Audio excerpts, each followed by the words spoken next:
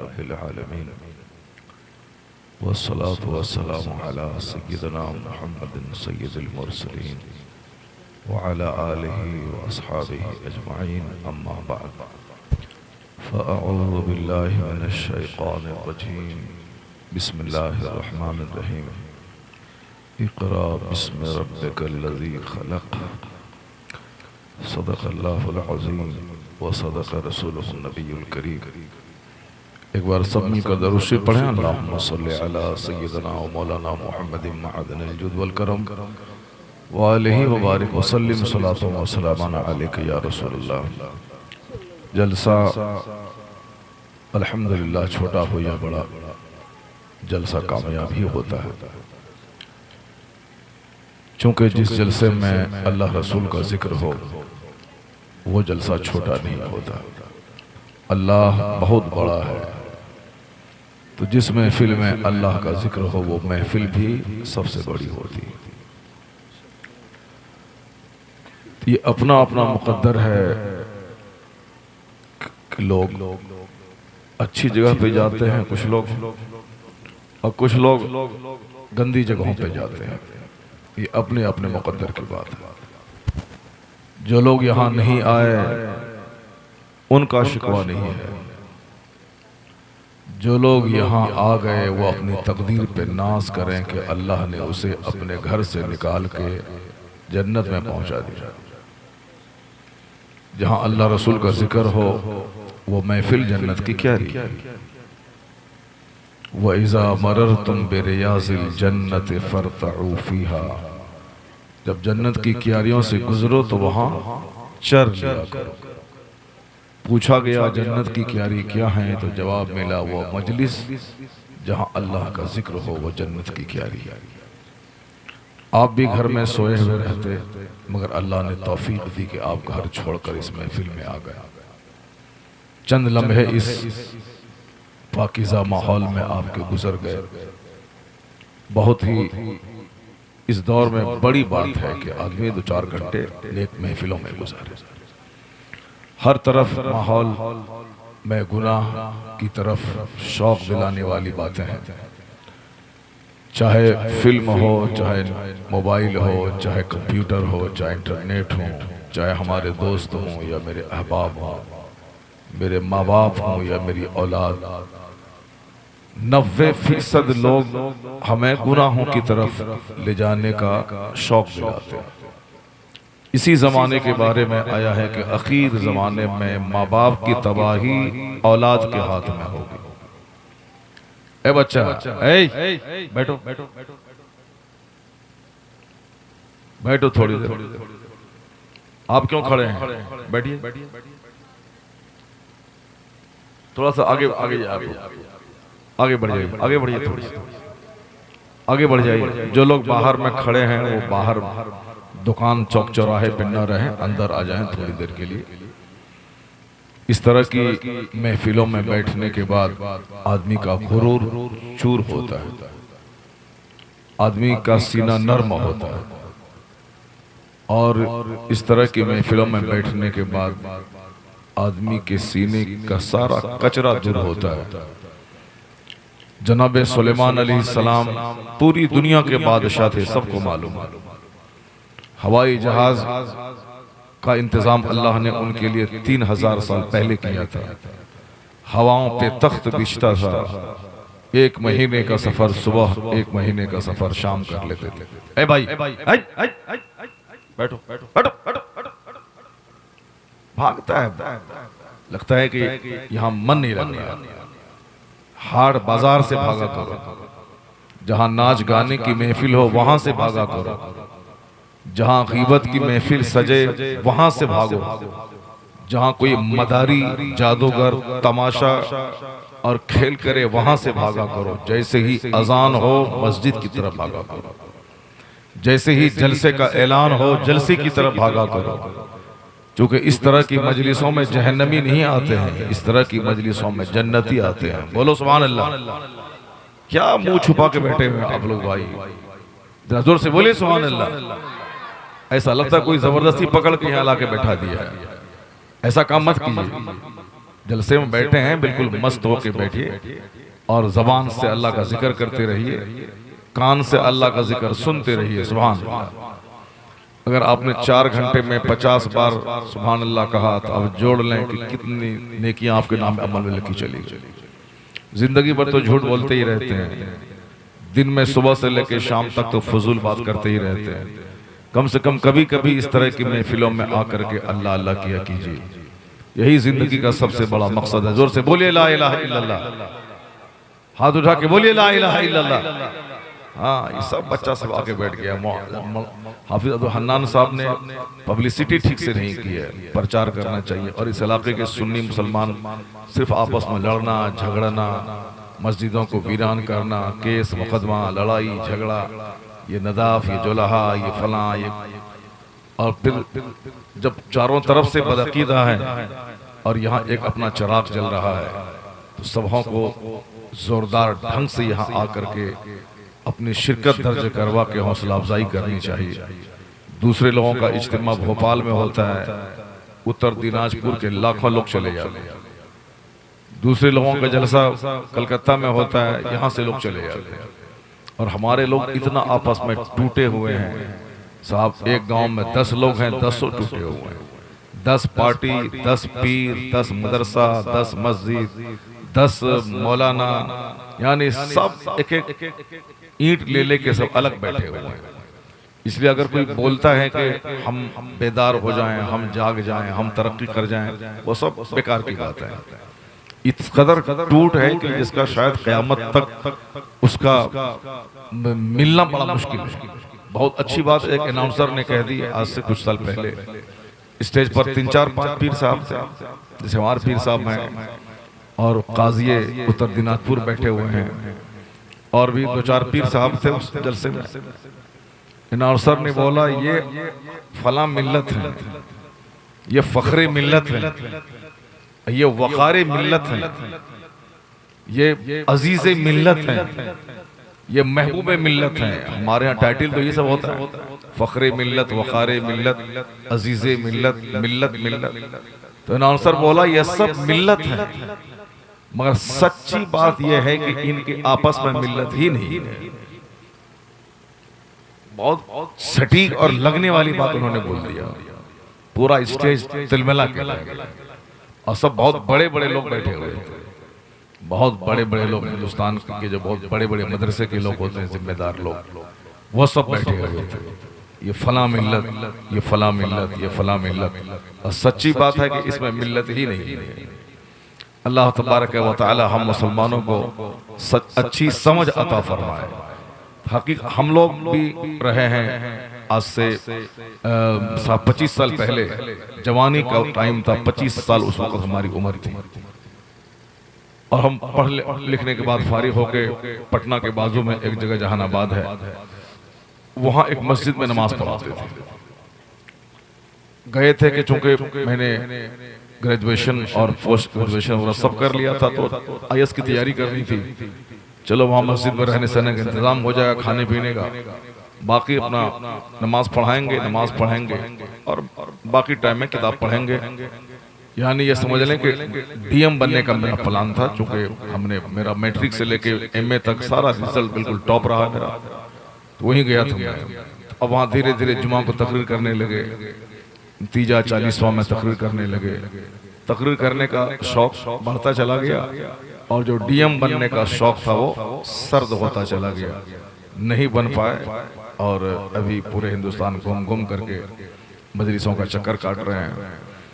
तो उसी इलाके में हम रहते थे। हमारे दिमाग में जुनून था कि जितने लोग हमारे मोहल्ले में हैं, नमाजी हैं, सबों को नमाजी बना दिया जाए, सबों को बरेलवी बना दिया जाए, सबों को रज़वी बना दिया जाए। तो जहां सुनते थे कि हुजूर ताजुल शरिया पटना आए, गाड़ी रिजर्व करते थे, सबों के पास जाते थे, सबको उसमें लादते थे और लेके जहानाबाद से पटना आते थे, 60-70 किलोमीटर दूर। जहां सुनते थे गया में कोई पीर साहब आए, जलसा हो रहा है, वहां पे अपने सारे नमाजियों में ऐलान करते थे, गाड़ी बुक करते थे, सबको बैठाते थे, वहां लेके जाते थे। हर साल उर्से रज़वी में अपने साथ 10, 20, 25 लोगों की टीम लेके बरेली जाते थे। सरकार ताजुल शरिया से मुरीद करवाते थे। उस इलाके में आला हजरत का नाम नहीं जानता था, सरकार ताजुल शरिया का नाम नहीं जानता था। बरेली शरीफ है एक, मगर लोग कहते थे कि वो फितने की जगह है, वहाँ मलिक बिरादरी के लोग ज्यादा रहते हैं, सब अपने आप को फॉरवर्ड कहलाने वाले लोग रहते हैं। जिस तरह बिहार में गंगा के पार, गंगा के उस पार दो इलाका है, तो गंगा का पार वो इलाका हुआ पटना का, जहानाबाद का, गया का, वो सब अपने आप को आज भी फॉरवर्ड समझते हैं। और गंगा के इस पार का जहां हम लोग हैं, मुजफ्फरपुर, दरभंगा, मधुबनी, पूर्णिया, कटिहार, ये सब गंगा के इस पार का हुआ। और वो लोग गंगा के उस पार के लोग, गंगा के उस पार के लोग इस पार के लोगों को बैकवर्ड समझते थे। और बात भी सही है, आज भी हम लोग बैकवर्ड ही हैं। हमारे यहाँ के लाखों लाख मजदूर दिल्ली पंजाब मजदूरी करने जाते हैं, और आज भी गंगा के उस पार के लोग मजदूरी कम करने जाते हैं, बिजनेस करने ज्यादा जाते हैं। कलकत्ता में पूरे शहर पे कंट्रोल, बिहार में उसी जहानाबाद, पटना, गया वालों का है, बड़ा बड़ा बिजनेस है, बड़ी बड़ी ट्रेंडी है। छोटी छोटी दुकान, पान की दुकान, चाय की दुकान, चप्पल की दुकान, चप्पल बनाने की फैक्ट्री, और फिर खरबों की फैक्ट्री, टाइगर इंडस्ट्रीज, ये सब उसी जहानाबाद पटना वाले का, गंगा के उस पार का। उनकी जबान भी अच्छी होती है, उर्दू जबान अच्छी बोलते हैं वह लोग, और वह लोग बहुत पहले से फॉरवर्ड हैं। दिल्ली, बम्बई, कलकत्ता, चेन्नई, बेंगलोर, हैदराबाद, बड़े बड़े महानगरों में आज 100 साल पहले से अपनी फैक्ट्री डाल रखी है, बिजनेस डाल रखा है। और हम लोग तो अभी 50 साल के अंदर में जाके हैं, और जाके क्या है, पंजाब गए मजदूरी किया, दिल्ली गए मजदूरी किया, हैदराबाद गए मजदूरी किया, बम्बई गए मजदूरी किया। अभी तो 4-10 साल से सावो सरैया और मकान बनाने का ठेका वाला कुछ लोग काम कर रहे हैं, तो थोड़ा पैसा कमा रहे हैं। बाकी अक्सर लोग जाते हैं, मजदूरी करते हैं, रिक्शा चलाते हैं, दूसरों की दुकान में रहते हैं। मगर उस जवानी में मुझको एक जुनून सवार था कि लोगों को बरेली से जोड़ना है। और अल्हम्दुलिल्लाह आज पूरे इलाके में सरकार आला हजरत का चर्चा होता है, महफिलें होती हैं। सरकार ताजुल शरिया के सैकड़ों मुरीद तो मैंने बनाया, और अब धीरे धीरे वह लोग खुद बरेली शरीफ जाने लगे। हजारों की तादाद में मुरीद उस इलाके में है। काम करने का एक जुनून होना चाहिए, बगैर जुनून के कुछ नहीं होगा।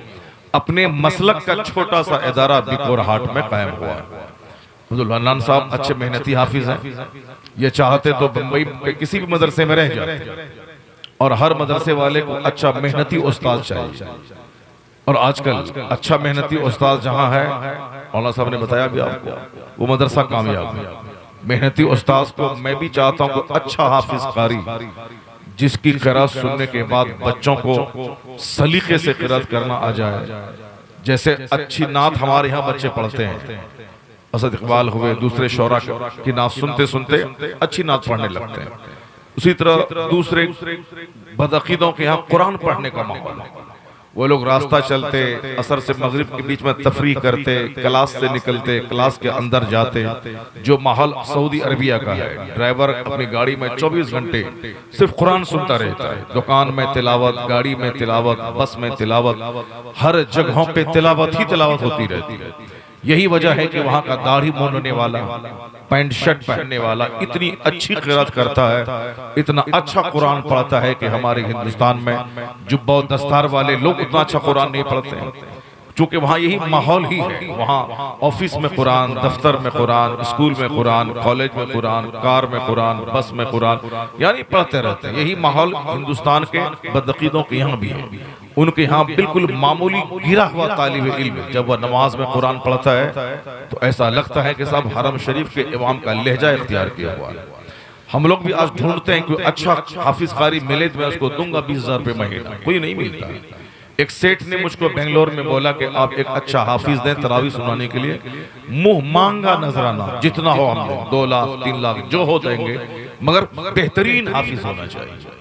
जैसे सुने तो लगे कि साहब हरम शरीफ के इमाम साहब के पीछे नमाज पढ़ रहे हैं।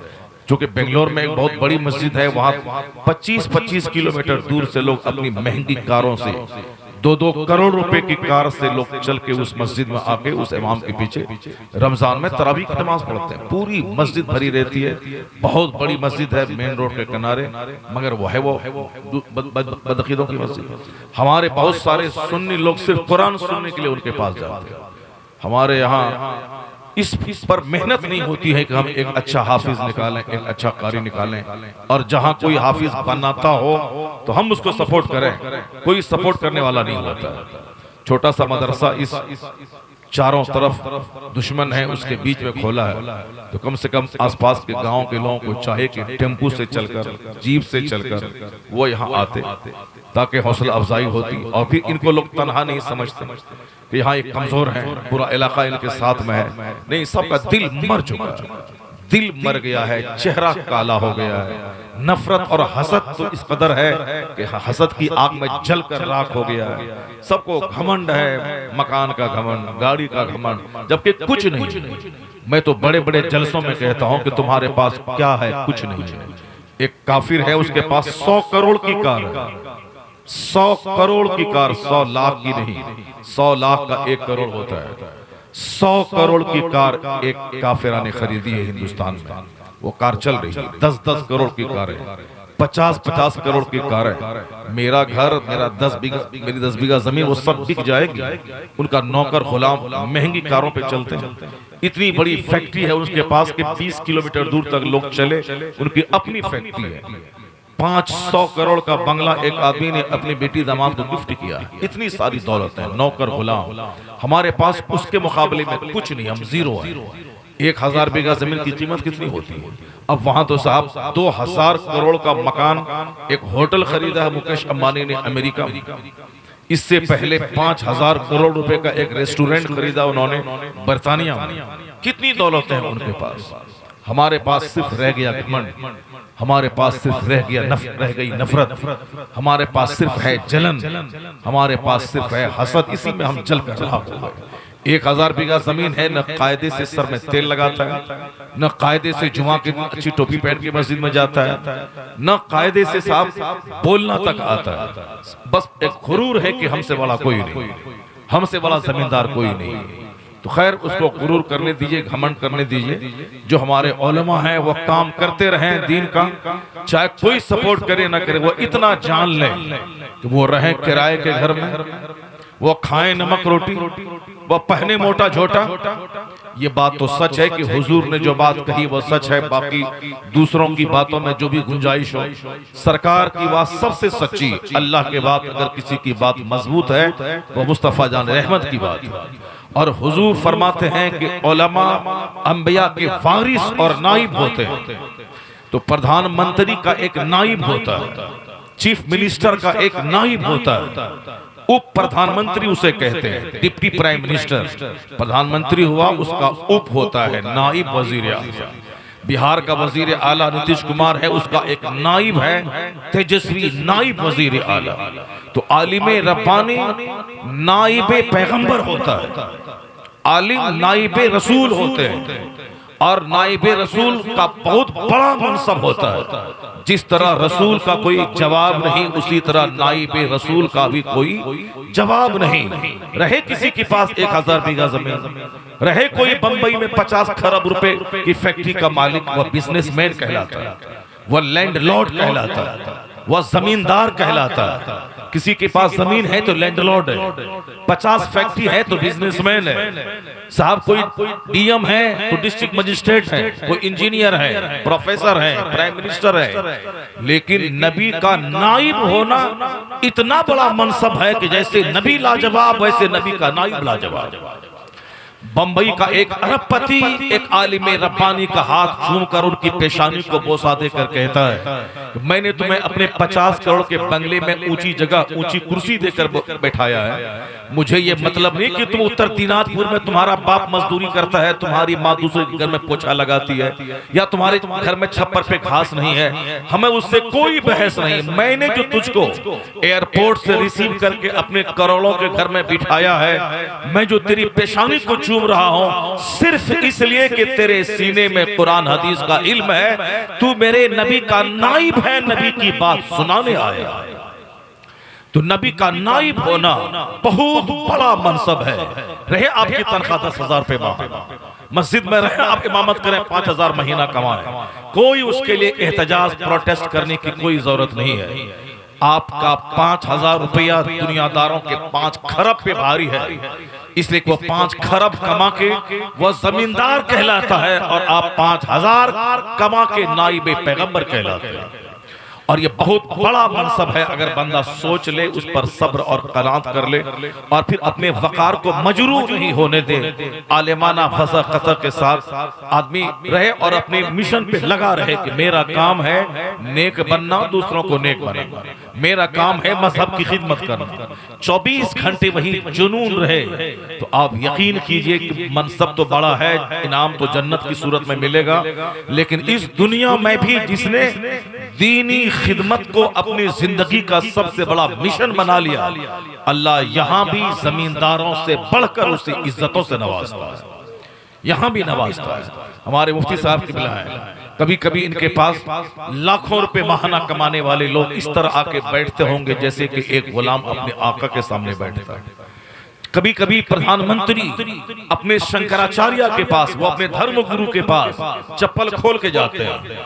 उन्होंने अपने धर्म गुरु का एहतराम किया, वो जान गया कि मेरा धर्म गुरु है, चप्पल खोल के उनके पास जाते हैं, जबकि वो जानते कि पंडित जी की तनख्वाह कुछ भी नहीं है, ये 5,000 महाना भी नहीं कमाता होता, लेकिन ये उनके दिल में अपने धर्म गुरु का सम्मान है कि आते हैं जूता खोलकर उनके पास जाके पांव छूते हैं, उनके हाथ को अपने सर पे लेके आशीर्वाद लेते हैं। वही मैं कभी कभी कहता हूं कि एक गैर मुस्लिम जिसके मजहब की कोई बेस ही नहीं, वो अपने मजहबी रहनुमा का इस कदर एहतराम करे कि प्रधानमंत्री होने के बाद भी पंडित जी का को सम्मान दे, डीएम होने के बावजूद भी पंडित जी को सम्मान दे, वो साहब चीफ मिनिस्टर होने के बावजूद अपने पंडित जी को सम्मान दे।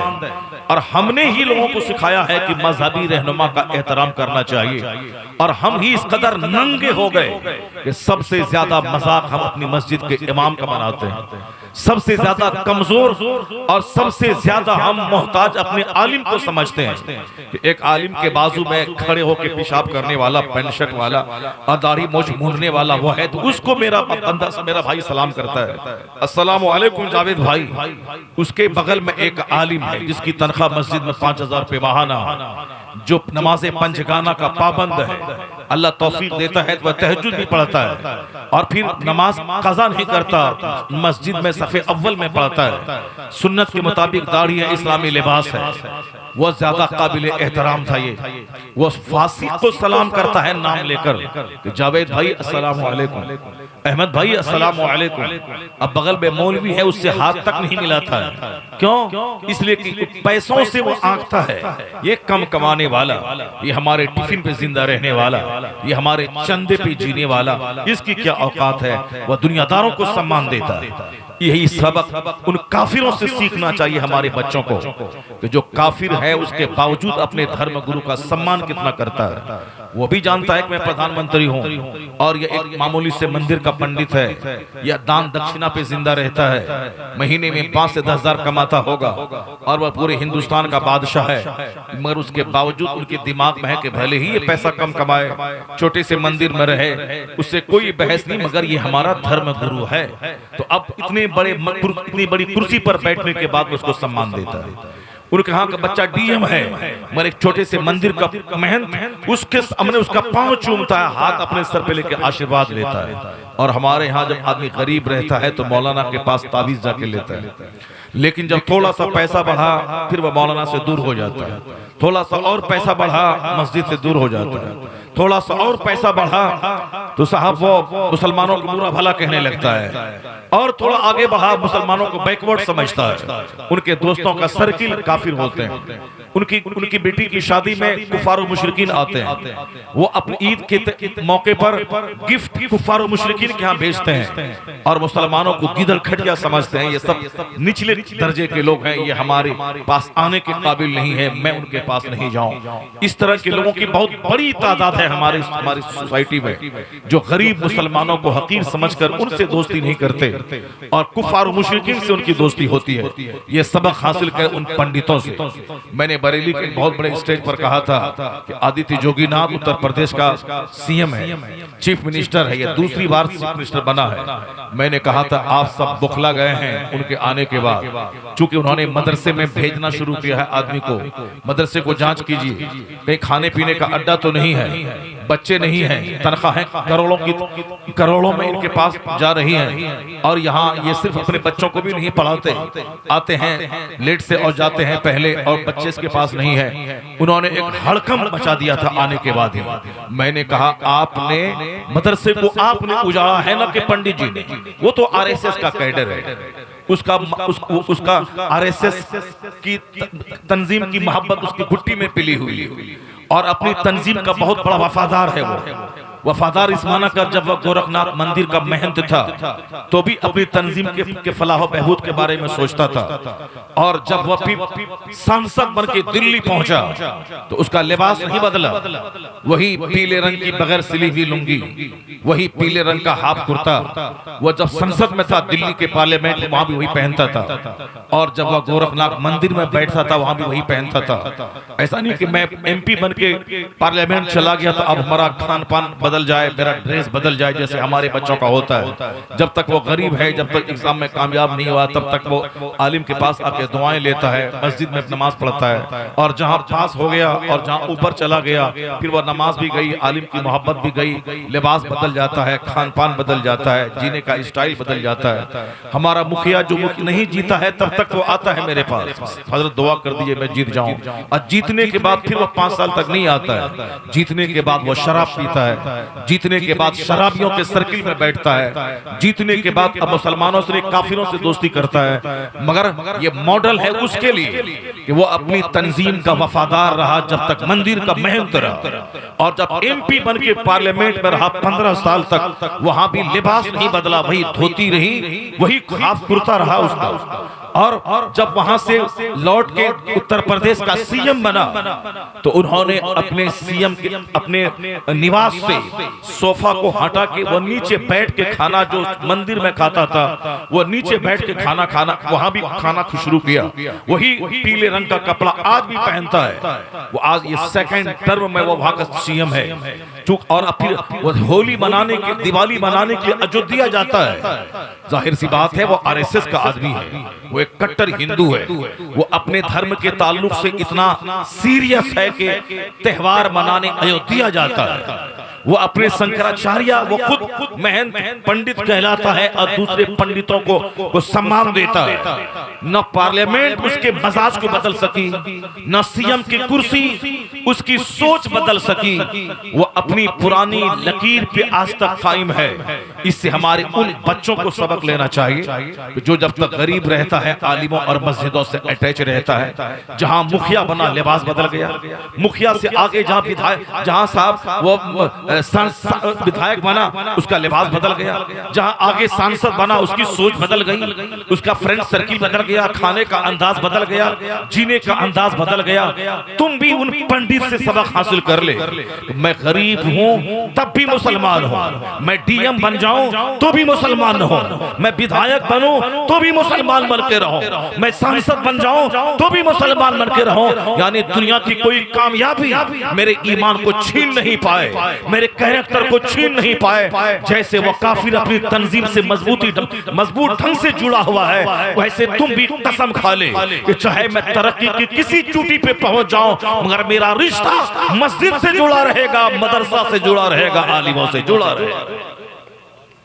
जिस दिन यह सोच पैदा हो गई उस दिन हमारी मस्जिदें वीरान नहीं रहेंगी, हमारा मदरसा असहाय बेसहारा नहीं रहेगा, हमारे उलमाए कराम को बिल्कुल आखिरी दर्जे का शहरी नहीं समझा जाएगा। हम भी इनको मान सम्मान देंगे उसी तरह जिस तरह गैर लोग अपने धर्म गुरु को मान सम्मान देते हैं। मैंने कहा था कि पंडित जी से क्या उम्मीद करते हैं आप लोग? वो आपकी मस्जिद में एसी लगा देगा, वो आपके मदरसे में सोफा लगा देगा, वो आपके मदरसे के बच्चों को अच्छा खाना पीना दे देगा। वो आरएसएस का आदमी है, उसको आपके मदरसे से क्या मतलब है? वो आरएसएस का आदमी, उसको आपकी मस्जिद से क्या मतलब है? तो अगर वो आपको जगा करके आपके मदरसे जो उजड़े हुए मदरसे हैं, आपकी नौकरी पे कलम चला के अगर वो कहता है कि हमें बच्चा चाहिए वरना आपकी सर्विस खत्म कर देंगे, तो आपने पहले मदरसे को उजाड़ा कि सलाहियतमंद आदमी को आपने मदरसे में बहाल नहीं किया और 10 लाख रुपए 20 लाख रुपए लेकर आपने एक जाहिल आदमी को मदरसे में बहाल किया। मदरसे को तुमने उजाड़ा है क्योंकि तुमको छोटा सा पावर एक आदमी को बहाल करने का मिला, तो तुमने अपनी भतीजी को बहाल कर दिया, अपनी बहू को बहाल कर दिया। नहीं रहा कोई रिश्ते में तो तुमने 20 लाख रुपए लेके एक जाहिल को बहाल कर दिया। एक आदमी जो बुखारी शरीफ तक पढ़ा सकता था, उसके पास पैसे नहीं है, तुमने उसको मदरसे में बहाल नहीं किया। मदरसे में जंगलियों को भर के तुमने इसे उजाड़ा या पंडित जी ने उजाड़ा। पंडित जी तो नकील कस के तुम्हें जगा रहा है कि बच्चा दो, वो बच्चा हिंदू का नहीं मुसलमान का बच्चा ही है, वो बच्चा हमें दो। तो वो तो तुम्हारा मोहसिन है जो तेरे मदरसों को आबाद करना चाहता है, उजाड़ने से बचाना चाहता है। और तुम जो सुस्त भर के काहिल भर के दिन भर बैठ के जाते हो, वो चाहता है कि तेरा ही बच्चा कम से कम पढ़े तो सही, तुम कम से कम सही पैसा तो कमाओ। और तुमने जो बहाली के नाम पे 25 लाख 50 लाख रुपए का जो तमाशा तुमने खड़ा किया है, कम से कम मेरिट वाले लोग तो तेरे मदरसे में आ जाए। तो पंडित जी अगर ऐसा कर रहे हैं तो समझ लो कि तुम पर वो एहसान करके तेरे मदरसों को जगा रहे हैं, तुम्हें जगा रहे हैं ताकि तुम्हारा मदरसा भले ही उसका इरादा कुछ भी रहे, मगर कम से कम उसके हरकत में आने के बाद कम से कम तुम हरकत में तो आ गए। अब तुम तो टाइम पे जा रहे हो, तुम तो बच्चों को खींच खींच के ला रहे हो, चाहे नौकरी बचाने के ही डर से। उसका इरादा चाहे जो भी हो, नापाक प्लान, हमें दूर से घेर के मदरसा को बंद करवाना, उसका अपना प्लान रहे, मगर कम से कम तुम तो बेदार हो जाओ उनके जागने की वजह से। मुसलमानों को चाहिए कि गैरों को देखकर वो अपने आप में हरकत लाए, बिल्कुल बिल्कुल सर्द मोहरी के शिकार न हो जाए। जिस तरह अभी एक मौका आया है हमें जागने का, हमारी अज़ान मस्जिदों से माइक छीनने का प्लान लोगों ने बनाया। फिल्म का एक्टर वो हमारी अजान के खिलाफ बोलता है, फिल्म का एक्टर वो हमारी मस्जिदों के खिलाफ बोलता है, वो हमारी औरतों के हिजाब के खिलाफ बोलता है। फिल्म में काम करने वाला वह बोलता है कि अजान से फजर की माइक से फजर की अजान बंद हो, मुझे तकलीफ होती है। जब एक फिल्म में नाचने वाला गाने वाला वो हमारी अजान के खिलाफ बोल रहा है, उनके यहाँ 7 दिन तक साहब टनाटन का मसला रहता है, कोई उस पर बोलता नहीं। उनके पूजा का मौका आता है 3 दिन 4 दिन तक साहब रात दिन माइक चलता रहता है। वहां भी हार्ट के मरीज रहते हैं, वहां भी साहब कैंसर ज़दा रहते हैं, परेशान लोग रहते हैं, लंग्स के मरीज रहते हैं, ऑक्सीजन वेंटिलेशन पे लोग रहते हैं। कोई बहस नहीं उससे, अपना काम करेंगे। वो हमारी अजान 1 मिनट में खत्म हो जाती है, मगर उसके बावजूद ये अजान उसको अच्छी नहीं लगती है। फिल्म का एक्टर इसके खिलाफ बयान देता है। मैं तो कहता हूं कि सीने में इस्लाम की रमक अगर बाकी है, अगर कुछ भी हरारत बाकी है, तो हमारे नौजवानों को उसी वक्त में कसम खा लेना चाहिए कि तुमको मेरी अजान अगर अच्छी नहीं लगती है तो मुझको भी तेरी फिल्म अच्छी नहीं लगती है, मुझको भी तेरा गाना अच्छा नहीं लगता है। मैं तेरा गाना नहीं सुनूंगा, मैं तेरी फिल्में नहीं देखूंगा, मैं तेरा स्टाइल नहीं अपनी जिंदगी में अपनाऊंगा, मैं तेरा हेयर स्टाइल नहीं लूंगा। तुमने अगर मेरी अजान को बंद कराने का ठान लिया है तो हमने भी अब अजान सुनकर नमाज पढ़ने की ठान लिया है। जिस दिन यह जुनून मेरे जवानों को पैदा हो जाए, उस दिन समझ लें कि पूरे हिंदुस्तान में इनकलाब पैदा हो जाएगा। चूंकि दूसरे लोग जान बचाने के लिए मैदान में जाते हैं कि मैं जान बचा लूं और जीत भी हासिल कर लूं, लेकिन मुसलमानों का स्टाइल उससे अलग होता है। जान देकर शहीद होने जाता है, मैं शहादत का जाम पी लूं। तो जो जान बचाने जाएगा उसकी लड़ाई में, और जो जान देने जाएगा उसकी लड़ाई में जमीन और आसमान का फर्क हो जाएगा। जान बचाने वाला वो शिद्दत से नहीं लड़ सकता है, क्योंकि उसको अपनी जान का डर है कि जान चली जाएगी। लेकिन जो शहादत का जाम पीने गया, जो गर्दन कटा के जन्नत जाने का प्लान बनाने के लिए वो बना करके मैदान जंग में गया हो, वो तो चाहेगा कि जो 2 मिनट की जिंदगी बची है, उस 2 मिनट में इस कदर खतरनाक जंग लड़ूं कि मेरे हाथों से दर्जनों काफिर कत्ल हो जाए और उसके बाद में शहादत का जाम पीऊं। यही वजह है कि जहां भी कुफ्र और इस्लाम के नाम पे जंग होती है, तादाद चाहे लाखों की काफिरों की क्यों न रहे, मुट्ठी भर मुसलमान गालिब आते हैं। क्यों? ये जान बचाने नहीं जाते हैं, या जान देकर शहादत का जाम पीने जाता है। इसलिए मोटिवेशन की बहुत जरूरत है, मोटिवेशन की यानी हरकत की, जोश की, जुनून की। बुज़दिली बहुत गलत चीज है और पसमुर्दनी बहुत खतरनाक चीज है। मोटिवेशन बहुत बड़ी चीज है। ये मोटिवेशन आज स्कूल और कॉलेजेस में मोटिवेशनल स्पीकर के बुलाए जाते हैं। एक स्पीकर मुनव्वर जमा है, बहुत बड़े बड़े स्कूल और कॉलेज में उसको बुलाए जाते हैं हर महीने स्पीच देने के लिए, ताकि जो बच्चे पढ़ रहे हैं लाखों की तादाद में, हजारों की तादाद में स्कूल में, उनका मनोबल नीचा ना होने पाए और पढ़ाई के ताल्लुक से उसका मनोबल ऊंचा रहे, उसका मनोबल गिरने नहीं पाए। गाहे बगाहे हर 1-2 महीने के बाद मोटिवेशनल स्पीकर आता है, खिताब करता है, लोगों का मनोबल ऊंचा करता है, पढ़ाई के ताल्लुक से रुचि जगाता है, जिंदगी से मायूसियत को दूर करता है, जिंदगी जीने का हुनर बताता है। और हमारे यहाँ इस्लाम ने एक जबरदस्त इंतजाम किया है मोटिवेशन का, तहरीक का। वो तहरीक का इंतजाम कि किसी क्रिश्चियन के यहाँ ऐसा नहीं है कि कंपलसरीली हर संडे के दिन चर्च जाना है और वहां जाके अपने मोटिवेशनल स्पीकर से खिताब सुनना है। नहीं है, किसी हिंदू धर्म में ऐसा नहीं है कि हर हफ्ते में एक बार कंपलसरीली मंदिर जाना है और मंदिर में जाके अपने धर्म गुरु को सुनना है, वहां से स्पिरिट लेके आना है, एक हफ्ते तक उसी स्पिरिट में काम चलाना है। फिर जहां वह स्पिरिट 7 दिन के बाद कमजोर पड़ने लगे, फिर अगले हफ्ते जाके उस कमजोर को दोबारा जवान कर लेना है। नहीं है ऐसा, न जूस में है, न क्रिश्चियन में है, न हिंदूज में है, न बुद्धिज्म में है। कहीं भी वीकली कंपलसरीली कोई ऐसा आयोजन नहीं है जहां के हमारे मुर्दा दिल को जिंदगी देने का कोई सामान हो, जहां हमारे हौसले पस्त हो रहे हो, उसको जवान करने के लिए कोई हमें तहरीक पैदा करने वाला हो। जमीन भी मरती है जब पानी नहीं पड़ता है, और दोबारा खेती के लायक बनाने के लिए पानी डाला जाता है, तब यह जमीन जिंदा होती है, फसल पैदा करती है। उसी तरीके से आदमी का यह दिल है, यह दिल भी एक खेत के मानिंद है। जब इस दिल को नसीहत का पानी मिलता है तो दिल जाग जाता है, दिल जिंदा हो जाता है। अच्छे अमाल का सुदूर हाथ पांव से होता है, और अगर दिल मर जाए तो फिर समझ लें कि अच्छे अमाल की खेती नहीं होती। दोबारा इस दिल को जिंदा करने के लिए वाजु नसीहत का पानी चाहिए, दोबारा इस दिल को जिंदा करने के लिए कोई जगाने वाला मुहर्रिक पावर चाहिए, कोई मोटिवेशनल पावर चाहिए जो इस मुर्दा दिल को नसीहत का पानी दे के जिंदा कर दे। दूसरों के यहाँ कोई ऐसा सिस्टम नहीं है, मगर अल्हम्दुलिल्लाह आप इस पॉइंट पे गौर करेंगे तो इस्लाम इस पॉइंट में भी, इस डायरेक्शन में भी सबसे लाजवाब मजहब नजर आएगा। 5 जगाना नमाज तो फर्ज है ही, मगर जुमा की नमाज के साथ जमात जरूरी है। और नमाज 5 जगाना में कोई वाज हो ना हो, नमाज हो जाएगी खेत में, खलियान में, एयरपोर्ट पे, रेलवे स्टेशन पे, जहां चाहे पढ़ लें।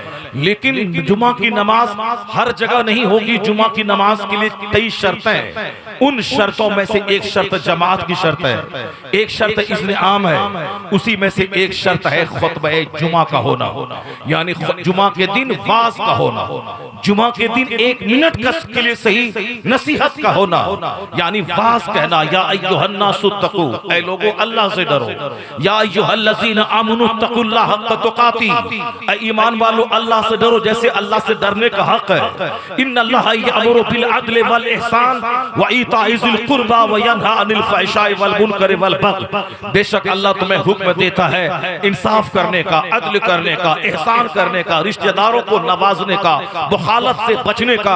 अल्लाह तुम्हें हुक्म देता है इन नेक काम करने का और रोकता है बगावत से, सरकशी से, फहश बातों से, गंदे कामों से। यानी इस आयत करीमा के पढ़ लेने का मतलब यह हुआ कि जैसे पूरा कुरान पढ़ दिया गया हो। और इस आयत करीमा की तिलावत 80 साल का बूढ़ा आज 70 साल पहले भी सुनता था, और आज भी गाहे बगाहे लगभग तमाम खुतबे जुमा में इस आयत की तिलावत होती है, अरब हो या अजम। इन्नल्लाह यअमुरु बिल अदल।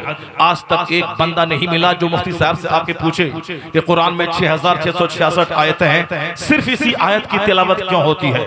लोगों ने समझा एक रस्म है, मौलाना मौलवी सोचा एक रस्म है। जिस तरह पुराने जमाने से में जो किताब छपी है खुतबा इल्मी, उसमें लिखा हुआ अल्हम्दुलिल्लाहिल्लज़ी जअल यौमल जुमअति सय्यदल अय्याम, उसमें सय्यदुल अय्याम है तो पढ़ा बेपढ़ा सब, सय्यदुल अय्याम है तो पढ़ा बेपढ़ा सब उसी को पढ़ते हैं। ये नहीं समझा कि साहब इसमें सय्यदल अय्याम होना चाहिए, नहीं, इराबी गलती उसमें होगी, सय्यदुल अय्याम तो सब पढ़ा पढ़ा, सब पढ़ते हैं, सोचते हैं कि बस यही ऐसा ही सही होगा।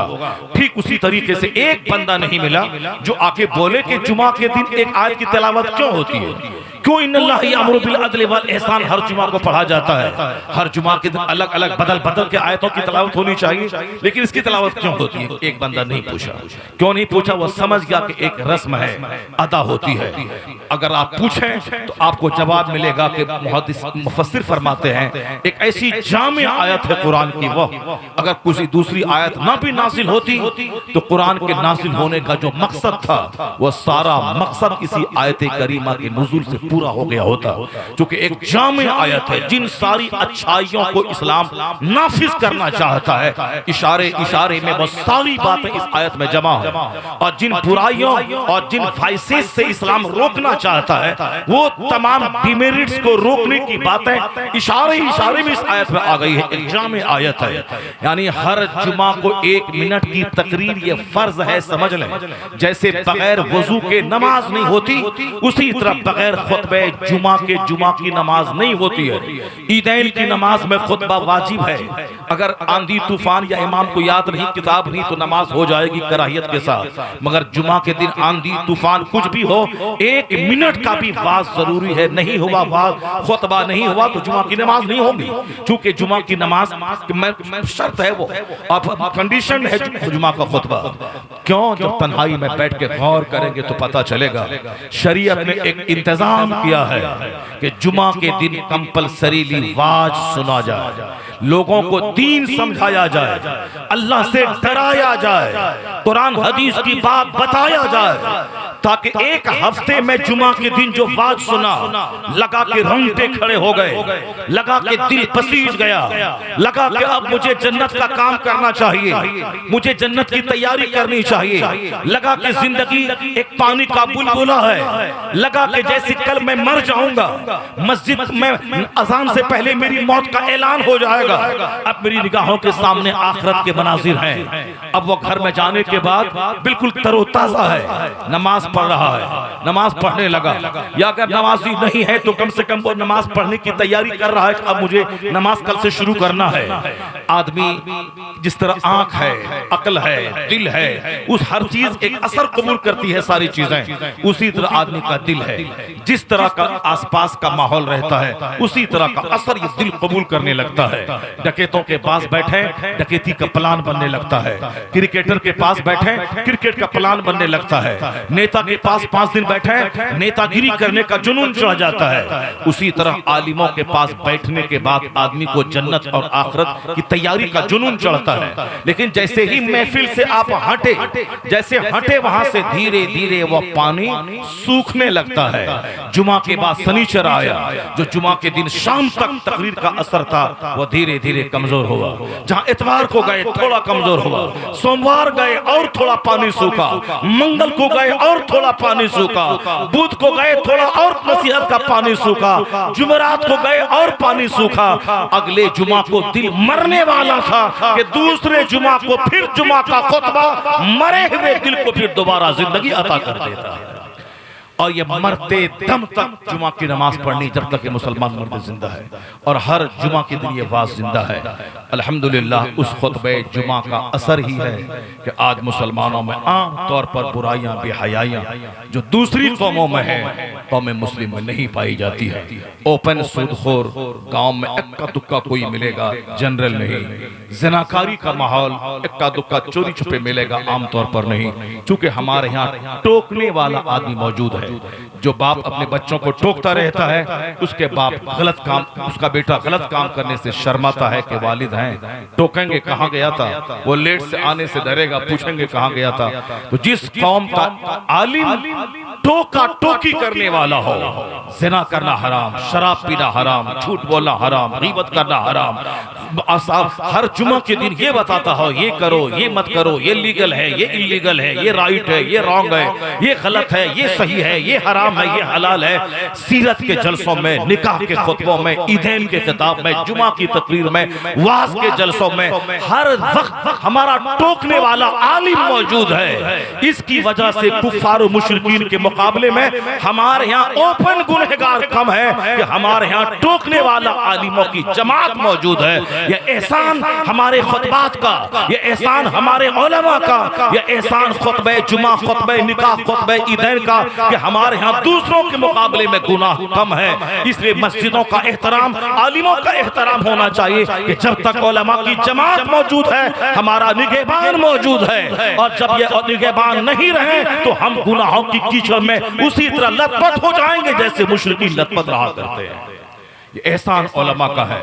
हम गाली देते हैं, वो मुझे जन्नत का रास्ता दिखाता है। हम कहते हैं मार के भगा देंगे, वो कहता है कि सीने का बटन लगा ले और हाथ से चैन को खोल ले। मैं कहता हूँ नौकरी से भगा देंगे, वो कहता है नमाज छोड़ना हराम गुनाह कबीरा है, नमाज पढ़ें। मैं उसको गाली देता हूँ, वो मुझे जन्नत का रास्ता दिखलाते हैं। मैं उसे मारने की धमकी देता हूँ, वो कहते हैं मदरसा कायम करो, मस्जिद कायम करो, नमाजी बनो। एहसान इन उलमा का है जो हमारी गालियाँ सुनकर कम तनख्वाहों में काम करके सबों को दुनिया सजाने की फिक्र है, इनको हमारी उकबा की फिक्र है। मुसलमानों के बच्चे नेक बन जाएं, मुसलमानों के बच्चे पढ़ लें, मुसलमान नेक बन जाएं, मुस्लिम समाज की माँ बहन बेटियां पर्दे में रहकर अपनी इज्जत बचाएं, अपना दीन बचाएं, अपना ईमान बचाएं। यही फिक्र है इस छोटे से गिरोह को। यही ऐसा नहीं कि इसको कोई काम नहीं आता, ये जवान लड़का है। यहाँ इतना गाली सुनने के बाद, भीख मांगने के बाद एक मदरसा चला के तनख्वाह कितनी लेता होगा? ये लेता होगा 10,000 महीना। अगर ये दिल्ली की फैक्ट्री में चला जाए, जवान आदमी है, काम करे, वहाँ 25 से लेकर 50,000 महीना कमाएगा वहाँ की फैक्ट्री में।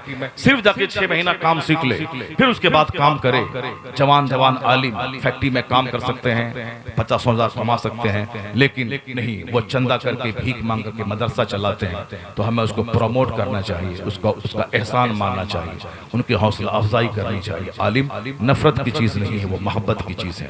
अगर हम आपके पास नहीं जाएं तो आप ज़कात तक नहीं निकालेंगे, आप उश्र भी नहीं निकालेंगे। एहसान इनका कि मेरे पास आके मुझको जगा के हौसला बढ़ा करके ये हमें नेक काम करने के लिए तैयार करता है। ये मोटिवेशनल लोग हैं जो हमें हमारे हौसला को पस्त होने से बचाते हैं, ये हमारे हौसले को जवान करते हैं। मदरसों में भी ऐसा इंतजाम होना चाहिए, गाहे बगाहे हर महीना 2 महीना के बाद एक मोटिवेशनल स्पीकर हमारा आए जो मदरसे के ताल्लुक से, इल्म दीन के ताल्लुक से, आखिरत के ताल्लुक से, इस इल्म का रिश्ता आखिरत से जोड़ने के ताल्लुक से जो पसमर्दगी हमारे यहाँ उसको दूर करें और बच्चों को शौक दिलाएं। जो सेहत के ताल्लुक से, इल्म के ताल्लुक से जो हमारे यहाँ गफलत और लापरवाही है उसको दूर करने की कोशिश करें। कोशिश ही तो करना है। पैगंबरों ने भी कोशिश की है, आलिम पर भी कोशिश लाजिम है। पैगंबरों ने किसी के गले में चादर डाल के मस्जिद नहीं घुसाया, सिर्फ अल्लाह का कलाम पढ़ पढ़ के सुनाया ताकि उसी करोड़ों में से खिंच खिंच के लोग आते कलमा पढ़ के मोमिन बनते। यही काम आलिमों पर भी है। आप अच्छे ढंग से वाज कीजिए, अच्छे ढंग से समझाइए, उसी लाखों में से खिंच के 2-4 आदमी नमाज बनेंगे। प्रयास, कोशिश, स्ट्रगल, जद्दोजहद, बस यही है। अब जब प्रयास ही कोई छोड़ दे तो सब मुर्दा है, मुर्दे से क्या फायदा हो सकता है? प्रयास करना, आखिर दम तक कोशिश करना, स्ट्रगल करना, जद्दोजहद करना।